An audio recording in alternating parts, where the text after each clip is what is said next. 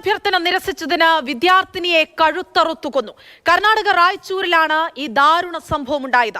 പട്ടാപ്പകൽ കോളേജിലേക്ക് പോകുന്നതിനിടെ വിളിച്ചുകൊണ്ടുപോയാണ് ഈ കൊലപാതകം. സിദ്ധനൂർ സർക്കാർ കോളേജിലെ ബിരുദാനന്തര ബിരുദ വിദ്യാർത്ഥിയായ ഷിഫയാണ് കൊല്ലപ്പെട്ടത്. ഇന്ന് രാവിലെ കോളേജിലേക്ക് പോകും വഴിയായിരുന്നു കൊലപാതകം.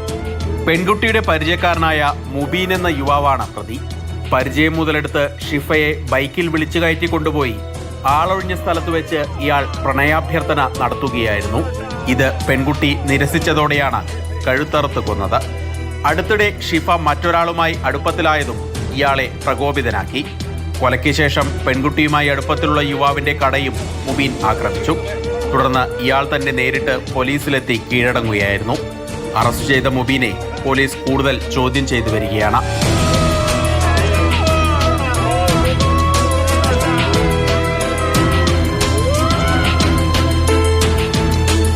മാതൃഭൂമി ന്യൂസ്, ബംഗളൂരു.